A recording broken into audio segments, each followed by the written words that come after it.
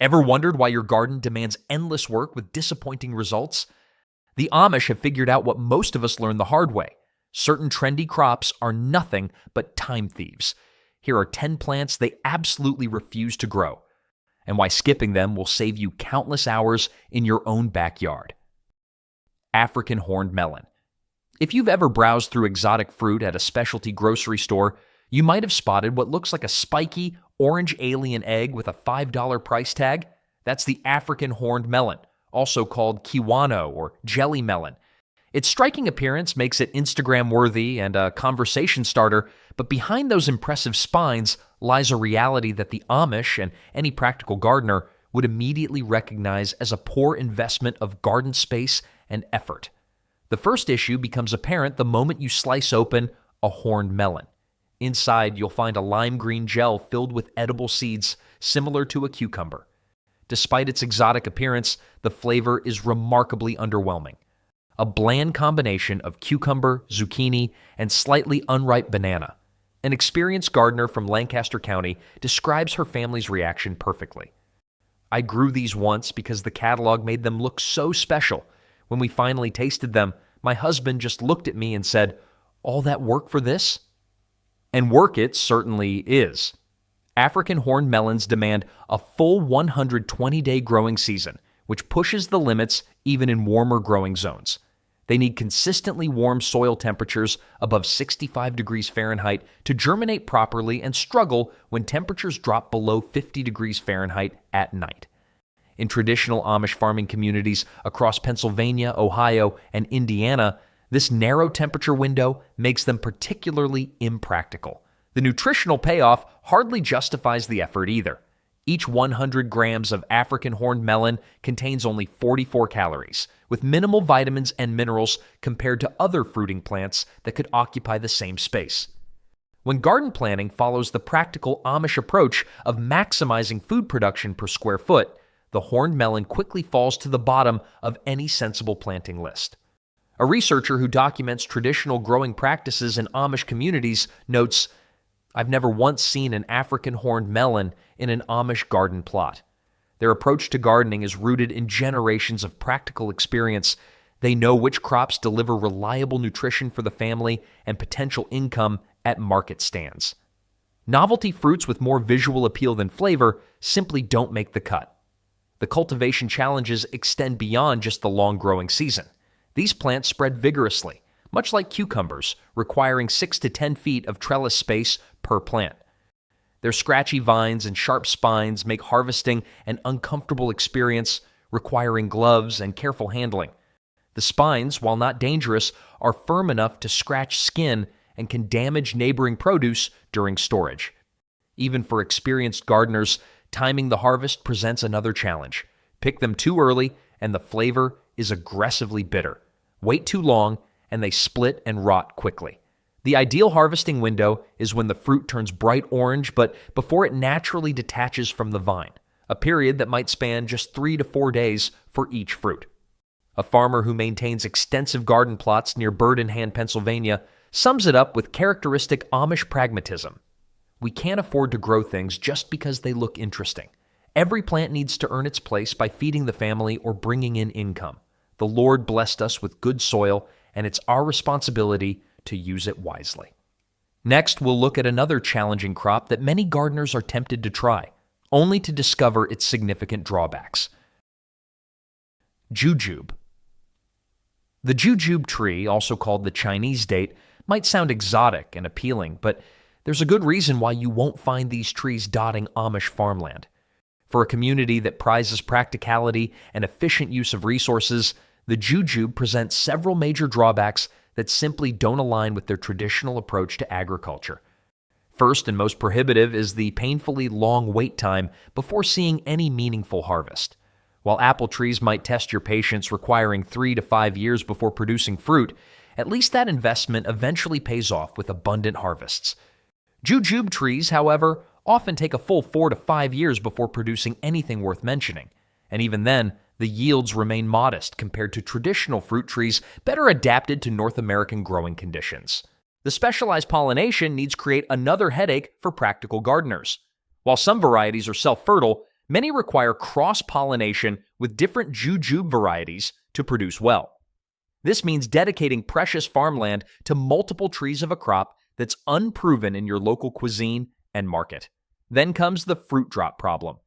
Jujubes have an unfortunate habit of dropping their fruit before it fully ripens, creating a messy cleanup situation and significant waste. For Amish families who value the complete utilization of their harvests, this inefficiency runs counter to their farming philosophy. Weather presents another challenge, particularly in traditional Amish territories across Pennsylvania, Ohio, and Indiana. Jujubes evolved in warm, relatively dry climates of Asia. Our humid summers and cold winters create conditions where jujubes may survive but rarely thrive. One telling statistic, jujube trees in their native regions can live for 300 plus years and grow to 40 feet tall, while in North American conditions, they typically reach just 15 to 20 feet with significantly shorter lifespans. The time investment becomes particularly questionable when you consider what could be growing in that same space. During those 4 to 5 years of waiting for your first decent jujube harvest, you could have harvested approximately 20 bushels of apples, 30 gallons of blackberries, or hundreds of pounds of vegetables from the same piece of land. I once heard from a frustrated gardener who waited 4 years for his jujube trees to produce, only to have his children declare the fruits tasted like apples gone wrong. After all that waiting, the flavor profile didn't even fit well with traditional American or European cuisine. This gets to the core of why the Amish and many other practical gardeners avoid crops like jujube. It's not just about the growing challenges, it's about the fundamental question of why you're growing food in the first place. If a crop doesn't feed your family well, preserve easily for winter, or sell reliably at market, it's taking up space that could be dedicated to something that will. When your farming decisions directly impact your family's well-being, you develop a healthy skepticism toward trendy crops that make big promises but demand years of patience with uncertain returns. The jujube may be an ancient and respected fruit in Chinese culture, but in an Amish orchard, it represents an impractical gamble they simply can't afford to take. The only product we'll ever promote on our channel is a book by Claude Davis, a veteran prepper, about 126 superfoods and preservation methods from crisis times like the Great Depression and wartime that are impossible to find elsewhere. We decided to promote his book because we are the last generation able to share these techniques and superfoods to our children or grandchildren. It would be a shame to see this information about highly nutritious foods and preservation methods to survive crises disappear. You can also find a book about herbal remedies from Nicole Apelian on their store.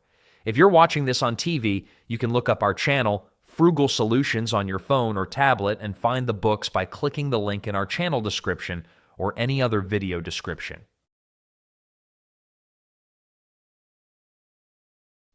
Aronia Berry.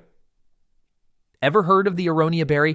It's often marketed as a superfood with amazing health benefits, but there's a reason the Amish steer clear of this particular crop, and it comes down to one brutal truth. They taste absolutely terrible. The flavor profile of Aronia berries can only be described as astringent, which is a polite way of saying they'll make your mouth feel like you've been chewing on a dry cotton ball.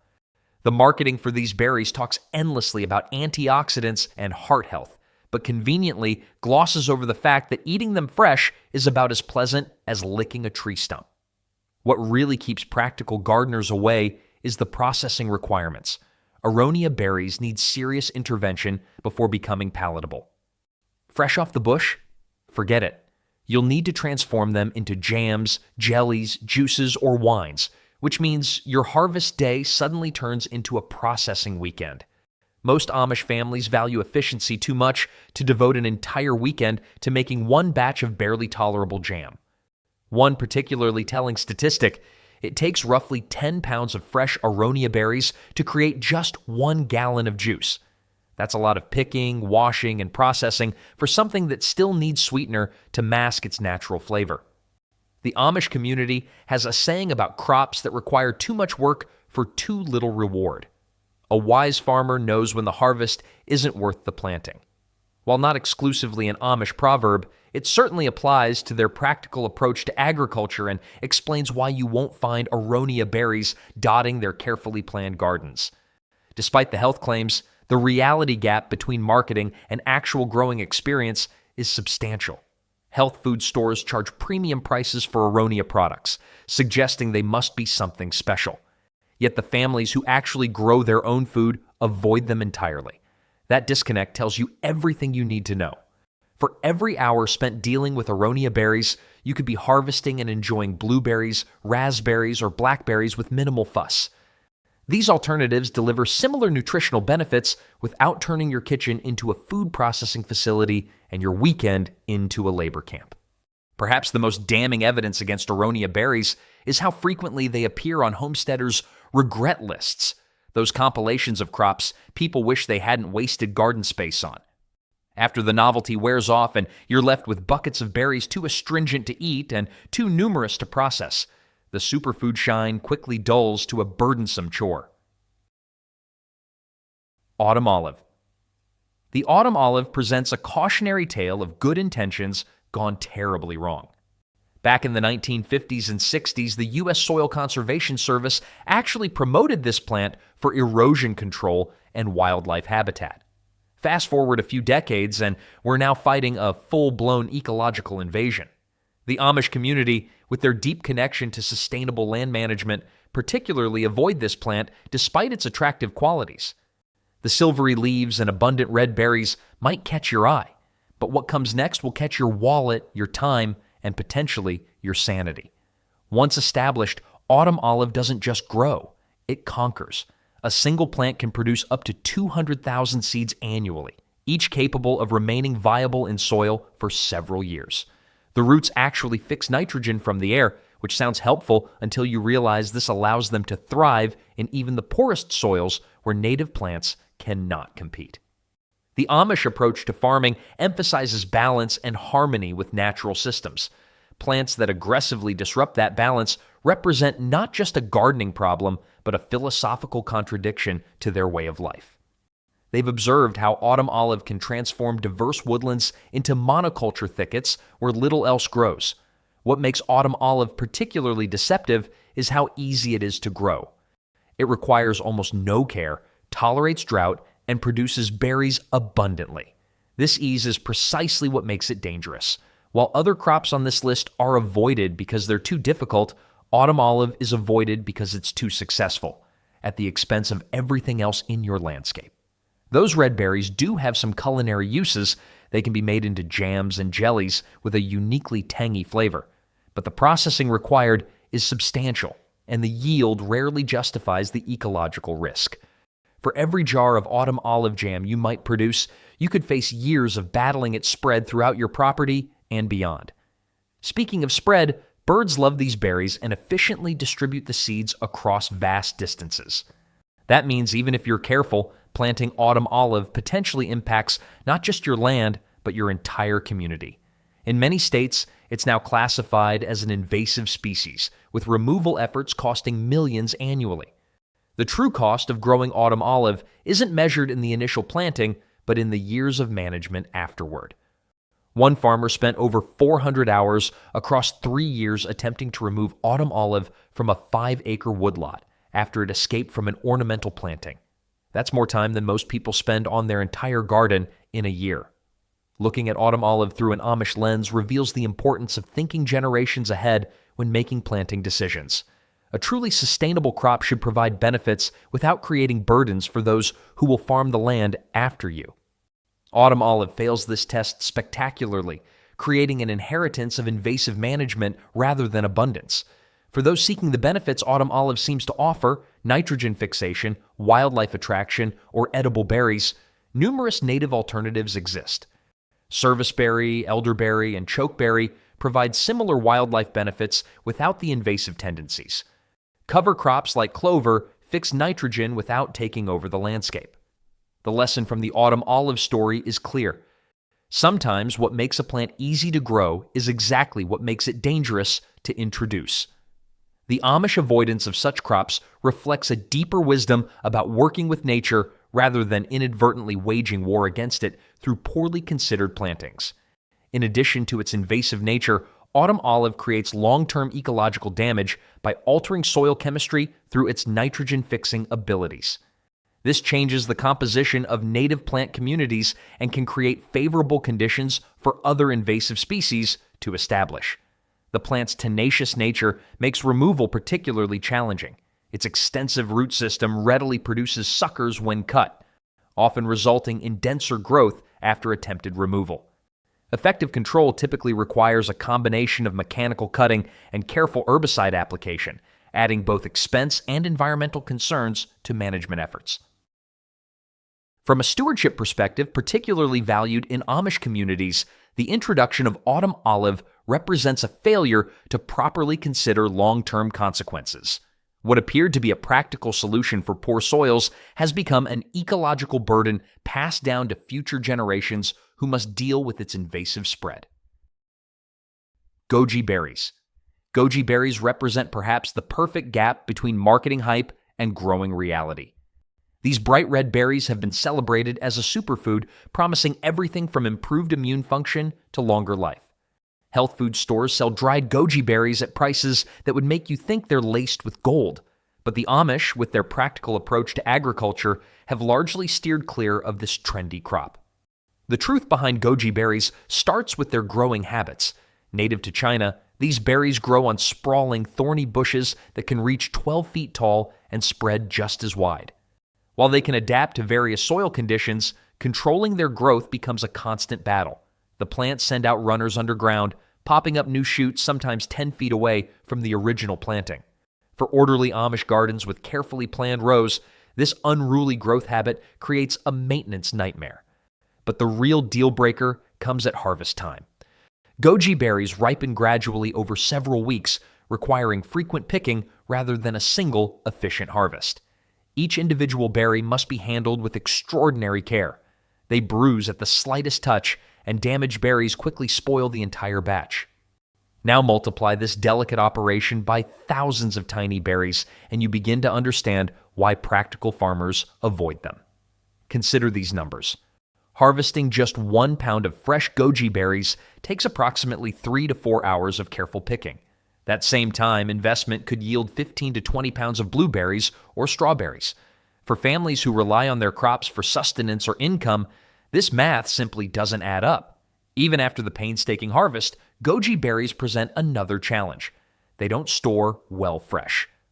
Unlike blueberries that can last weeks in the refrigerator, fresh goji berries begin deteriorating within days. This means immediate processing is required, adding another time-intensive step to an already labor-heavy crop. The Amish community's approach to agriculture emphasizes efficiency and proven reliability, qualities goji berries conspicuously lack. Their gardens need to produce substantial food for large families while generating enough surplus to sell at markets. Crops that demand excessive labor for minimal yield simply cannot justify their garden space. What about those miraculous health benefits? While goji berries do contain valuable nutrients, so do many other fruits that grow more cooperatively in North American conditions. Blackberries, for instance, offer similar antioxidant properties while producing abundantly with minimal fuss. Elderberries provide immune-boosting compounds without requiring surgical precision during harvest. Another revealing statistic, a mature goji plant might produce 2 to 3 pounds of berries annually under ideal conditions. By comparison, a single blueberry bush can yield 5 to 7 pounds while requiring significantly less maintenance and harvesting time. The nutritional difference doesn't justify the productivity gap. The goji berry phenomenon demonstrates how marketing often drives gardening trends more than practical experience. Health magazines and websites praise their benefits without addressing the realities of growing them. Meanwhile, communities with generations of gardening wisdom quietly avoid these plants in favor of more practical alternatives. For those still enchanted by the goji berries' promises, it's worth noting that dried berries are widely available for purchase. This is one of those rare instances where buying a product makes more economic sense than growing it yourself. Even at premium prices, store-bought dried goji berries cost less than the value of the time required to grow, harvest, and process your own. I remember watching a garden show where the host enthusiastically planted goji berries, declaring them the future of home gardening. 2 seasons later, that same host quietly admitted they'd replaced the goji plants with raspberry bushes after experiencing the harvesting challenges firsthand. When even professional gardeners with television crews to help with the work abandon a crop, there's a significant practical problem. The Amish avoidance of goji berries stems from a pragmatic assessment that many trendy gardeners would benefit from adopting. Before investing years in establishing perennial crops, consider not just what they produce, but how they produce it. The most nutritious berry in the world offers little value if harvesting it becomes an unsustainable burden on your time and patience. In the end, the best crops aren't necessarily those with the most impressive nutritional profiles or the highest price per pound at specialty markets. They're the ones that reliably feed your family year after year without consuming disproportionate resources or labor. By this measure, the humble blueberry, raspberry, or strawberry will always outperform the goji berry in American gardens, Amish or otherwise. Pawpaw. The pawpaw fruit carries an almost mythical status among North American native fruit enthusiasts, with custard-like flesh tasting like a blend of banana, mango, and vanilla. It seems like the perfect addition to any homestead. Yet despite being native to much of the eastern United States, where many Amish communities are located, you'll rarely find pawpaw trees in their meticulously planned orchards.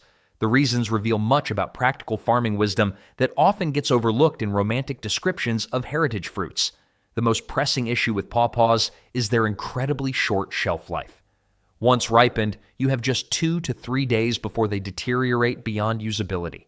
This brief window creates enormous pressure during harvest season. While apples can wait weeks to be processed and many berries freeze well, pawpaws demand immediate attention. For large families with numerous other harvest responsibilities, this timing constraint becomes an annual crisis rather than a pleasure. Pawpaw pollination presents another substantial hurdle. The flowers emit a faintly unpleasant odor designed to attract their natural pollinators, flies and beetles rather than bees. This unusual pollination strategy means fruit set is often inconsistent in orchard settings. Many experienced growers resort to hand pollination, carefully transferring pollen between flowers with small brushes. For farmers managing acres of crops, this level of intervention for a single fruit type is simply impractical. The shade management complications further demonstrate why pawpaws challenge even dedicated growers. Young pawpaw trees require shade for their first few years, but mature trees need full sun for good fruit production. This contradictory requirement means creating temporary shade structures or planting nurse trees that later need removal. Either approach demands extra labor and planning compared to fruit trees with more straightforward needs. Perhaps most prohibitive for practical farmers is the pawpaw's patience testing timeline. From planting to first significant harvest typically takes 7 to 8 years. Compare this to peach trees bearing fruit in 3 years or apple trees producing in 4 to 5. And you begin to understand the opportunity cost. During those 7 to 8 years of pawpaw waiting, you could cycle through multiple harvests of faster-bearing fruits. One particularly revealing statistic, a 10-year study of pawpaw cultivation found that even with optimal care, trees produced an average of just 12 to 15 pounds of fruit annually. A similar-sized apple or pear tree might yield 50 to 100 pounds, making the space allocation math straightforward for production-focused growers. The processing challenges continue even after harvest. Pawpaw flesh must be separated from the large seeds and inedible skin, a messy and time-consuming task. Unlike peaches or apples with well-established preserving methods, pawpaw's unique composition makes it trickier to can or preserve effectively. The flesh oxidizes quickly, turning an unappetizing brown unless acidified immediately. The pawpaw's status as a native fruit deserving preservation is indeed important, but this preservation role might be better filled by botanical gardens, university research programs, and hobby growers with space for experimental plants. For working farms where every tree must earn its keep through reliable production, the romantic appeal of this American custard apple rarely outweighs its substantial practical limitations. While trendy farm-to-table restaurants may feature pawpaw on seasonal menus and foraging enthusiasts might seek wild specimens each fall, the absence of pawpaw trees in Amish orchards speaks volumes about its viability as a staple crop. Sometimes the most valuable farming wisdom lies not in what communities choose to grow, but in what they deliberately avoid. Wasabi. That bright green paste served alongside your sushi? It's probably not wasabi at all. Here's a shocking food fact most people don't realize. Roughly 95% of wasabi served in restaurants worldwide is actually a mixture of horseradish, mustard, and green food coloring. Real wasabi is so difficult to grow that it's become one of the world's most commonly faked foods. The Amish, with their practical agricultural wisdom, wouldn't touch this crop with a 10-foot plow. True wasabi is a semi-aquatic plant native to mountain stream beds in Japan. Recreating these growing conditions is where the trouble begins. The plant demands constantly flowing, clean water with precise temperature control between 46 to 68 degrees year-round. This isn't just difficult, it's nearly impossible without specialized equipment in most North American climates. The soil requirements further complicate matters. Wasabi needs a very specific growing medium that allows water flow while providing enough structure for roots. Commercial wasabi farmers use specialized setups with gravel beds and elaborate irrigation systems that look more like engineering projects than traditional agriculture. Even if you somehow manage to recreate these conditions, wasabi asks for your patience in return. A lot of patience. From planting to harvest takes a minimum of 18 months, with 24 to 36 months being more typical for optimal rhizome development. That's 2 to 3 years of maintaining those precise water conditions without interruption before seeing any return on your investment. The financial math gets even more discouraging. Setting up a small-scale wasabi growing operation costs anywhere from $25,000 to $70,000 in infrastructure alone. Meanwhile, the specialized rhizomes needed for planting sell for $10 to $30 each. For perspective, that's roughly 100 times the cost of seed potatoes or garlic for the same planting area. Upon finally reaching harvest time, wasabi presents yet another challenge: its infamous short shelf life. Once the rhizome is harvested and processed, the volatile compounds that create its distinctive flavor begin breaking down within 15 minutes. The bright, clean heat that makes real wasabi so prized dissipates rapidly, leaving a shadow of its former glory after just a few hours. I once spent more on a wasabi growing experiment than I would have spent on a luxury sushi dinner every month for a year. The result? A handful of stunted rhizomes that never developed the characteristic heat. The local groundhog that occasionally raided my regular vegetable garden didn't even bother with my precious wasabi project. Apparently, even wildlife has standards. For the Amish, who approach farming as both livelihood and spiritual practice, wasabi represents an exercise in futility. Their agricultural decisions are guided by generations of practical wisdom about what grows well with reasonable inputs of labor and resources. Plants requiring climate-controlled water systems and years of tending before harvest simply don't align with their self-sufficient approach. This doesn't mean giving up on Japanese flavors in your garden. Alternatives exist that provide similar culinary experiences with far less drama. Japanese horseradish varieties grow readily in most North American climates. Various mustard greens offer peppery notes that, while different from wasabi, provide interesting heat to dishes. Even wasabi arugula, despite its name having no relation to true wasabi, delivers a pleasant peppery kick while growing as easily as any salad green. For those still craving authentic wasabi experiences, supporting the few North American wasabi farms that have invested in the specialized infrastructure might make more sense than attempting to grow it yourself. Their success represents impressive agricultural innovation, while the absence of wasabi in Amish gardens represents equally valuable wisdom about practical food production priorities. Saffron crocus. Saffron stands as the world's most expensive spice, fetching upwards of $5,000 per pound in today's market. With that price tag, growing your own might seem like a brilliant financial move. Yet you won't find these purple flowers dotting Amish farmland. And the reason comes down to a matter of simple mathematics that reveals why some crops, despite their value, make little practical sense for self-sufficient farmers. The labor intensity behind saffron production defies imagination. Each flower produces just 3 tiny red stigmas, the actual saffron threads. Harvesting requires carefully plucking these delicate strands by hand with no mechanical shortcuts available. The math becomes staggering when you realize it takes approximately 150,000 to 170,000 flowers to produce a single pound of dried saffron. Let's break down what this means in practical terms. Each flower must be harvested at precisely the right moment, ideally in the morning before the blooms fully open. Miss this narrow window and your potential harvest deteriorates rapidly. Now multiply this time-sensitive operation by thousands of flowers all demanding attention within the same few-day period each fall. For Amish communities whose agricultural decisions balance labor requirements against practical yields, saffron represents the definition of diminishing returns. Their practical approach rejects crops requiring such extreme time investments regardless of market value. When calculating the actual hourly earnings from growing saffron, most farmers would earn substantially more selling almost any other crop they could produce in the same space. One amateur saffron grower kept detailed records of their home production effort. After planting 500 corms, tending them for a year, and carefully harvesting every stigma, they ended up with approximately 1 tablespoon of saffron, enough for perhaps 10 to 12 recipes. The market value? About $30 to $40. The hours invested? Closer to 25 when accounting for planting, maintenance, harvesting, and processing. That's roughly $1.50 per hour, far below what even the most dedicated gardener would consider reasonable compensation. The space utilization math further dims saffron's practical appeal.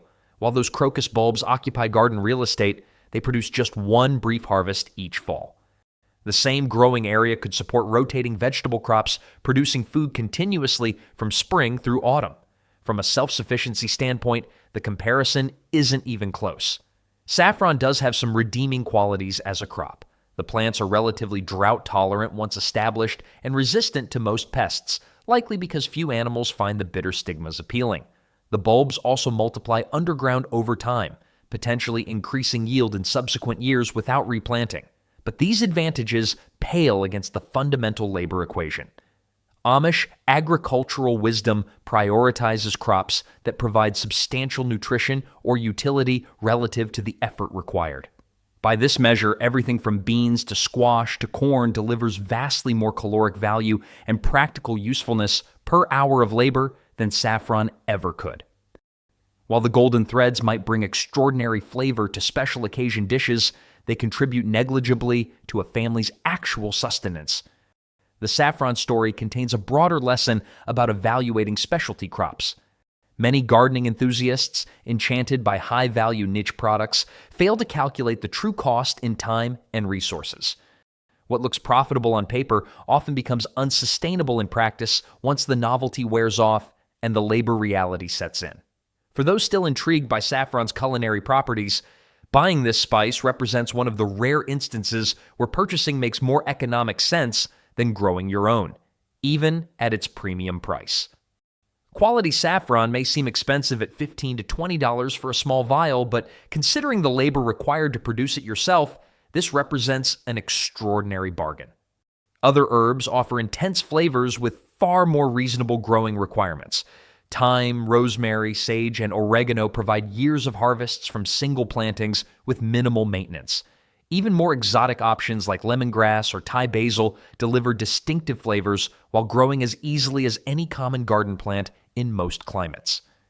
The absence of saffron from Amish gardens reflects not an unadventurous palate, but a deeply practical understanding of sustainable labor allocation. Their agricultural choices have evolved over generations to prioritize efficiency and reliability.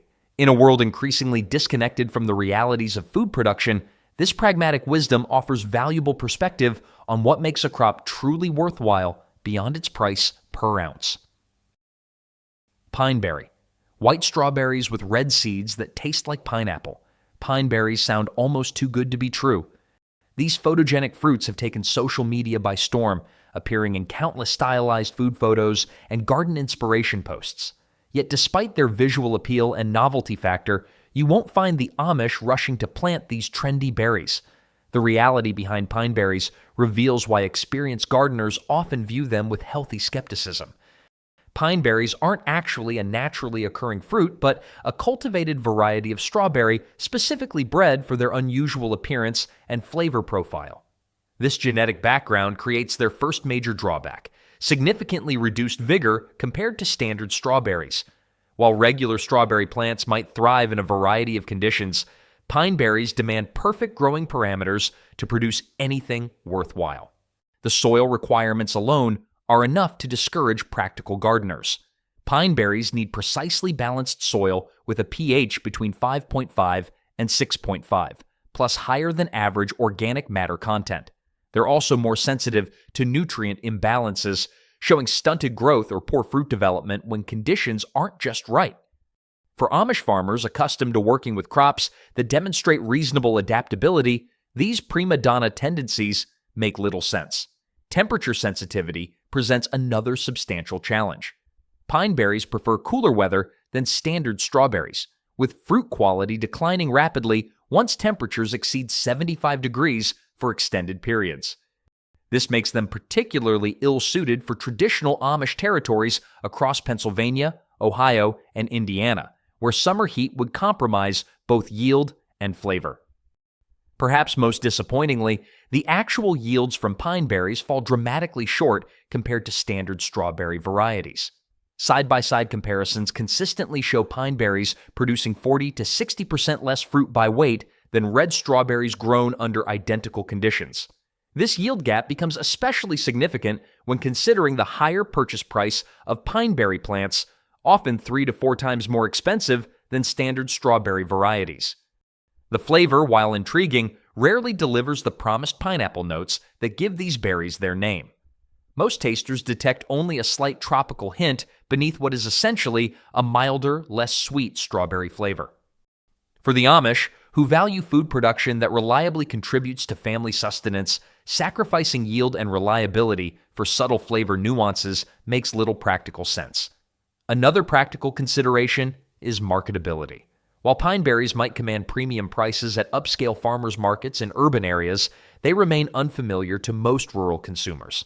Standard strawberries sell themselves based on generations of familiarity, while white berries require constant explanation and customer education. For communities focused on efficient production and sales, this additional marketing burden represents yet another disadvantage. The disease susceptibility of pine berries further diminishes their appeal for practical growers. They show higher vulnerability to common strawberry ailments like crown rot, powdery mildew, and various fungal infections. This typically means more interventions throughout the growing season, exactly the sort of high-maintenance gardening that conflicts with the Amish preference for crops that thrive with minimal fussing. Storage presents the final strike against pine berries from a practical perspective. Their softer texture and thinner skin make them even more perishable than regular strawberries, which are already known for their brief shelf life. For families preserving food for year-round use, this fragility limits processing options and increases post-harvest losses. For those still drawn to the unique appearance of pine berries, standard alpine strawberries offer a more practical alternative. These naturally white or cream-colored woodland strawberries grow with significantly less fuss while providing distinctive flavor without the temperamental growing habits of pine berries. The Amish approach to crop selection demonstrates the wisdom of prioritizing proven performers over novelty. While the gardening industry regularly promotes new must-have varieties, experienced growers understand that genuine improvements in crop genetics typically address fundamental issues like disease resistance or yield, not merely cosmetic differences or marketing gimmicks. The pine berry's popularity, despite its practical shortcomings, highlights how modern gardening trends often prioritize Instagram worthiness over actual growing performance. The Amish preference for standard red strawberries isn't due to lack of awareness about alternatives, but rather a clear-eyed assessment of what delivers reliable results season after season. Miracle fruit. Miracle fruit might win the award for the most intriguing name in the garden world. This small red berry from West Africa isn't particularly remarkable in flavor on its own, but it contains a glycoprotein called miraculin that temporarily transforms sour foods into sweet treats. Bite into a lemon after consuming miracle fruit, and you'll experience the citrus as sugary sweet instead of mouth-puckeringly sour. Fascinating party trick? Absolutely. Practical food source worth dedicating garden space to? Not according to Amish gardening wisdom. Miracle fruit requires tropical conditions that simply don't exist in most American gardens. It demands high humidity, acidic soil with a pH between 4.5 and 5.8, protection from winds, and temperatures that never dip below 55 degrees. These requirements alone would disqualify it from traditional Amish gardens, which focus on crops adapted to their local climate. Even if you could create these conditions in a greenhouse setting, miracle fruit grows at a glacial pace. A seed-grown plant might take 4 years before producing any berries, and even mature plants yield relatively small harvests. One farmer who attempted growing miracle fruit calculated that each berry cost him approximately $6 to produce when factoring in specialized soil, heating costs, and labor. What's more telling is the actual food value versus the novelty. A garden that feeds a family needs to provide substantial calories and nutrition. Miracle fruit offers minimal calories and, despite its name, lacks any miraculous nutritional profile. As one frustrated gardener noted, "After 3 years of babying my miracle fruit plant, I harvested enough berries for one dinner party trick that lasted about 20 minutes." The Amish approach to gardening always emphasizes practical outcome over novelty. Their gardens must efficiently convert limited space, labor, and growing season into actual sustenance for large families. When deciding what deserves garden space, they ask straightforward questions. Will it feed us reliably? Does the yield justify the effort?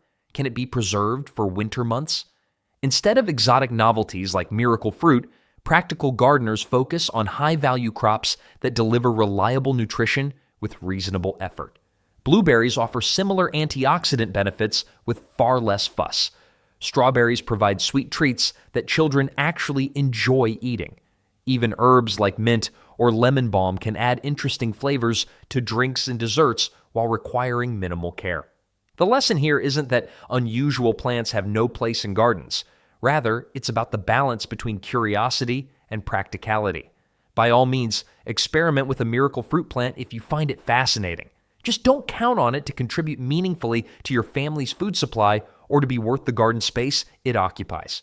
When planning your garden, consider adopting this element of Amish wisdom. Prioritize crops that deliver tangible benefits while respecting your limited time and energy.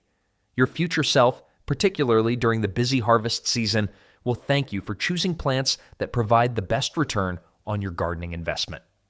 Beyond its impractical growing requirements, miracle fruit presents another challenge that makes it unsuitable for traditional community-oriented gardens.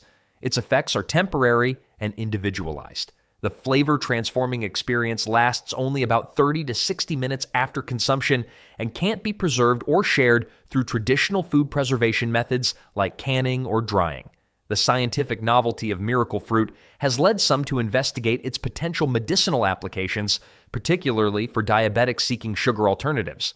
However, research remains preliminary, and established natural sweeteners like stevia offer more practical and proven alternatives that can actually be grown successfully in temperate climates. For communities that value self-sufficiency and practical knowledge passed through generations, plants that require specialized care without providing substantial returns simply don't justify the investment. Garden space is precious, particularly in communities where food production is essential rather than recreational. The Amish garden for results, not trends.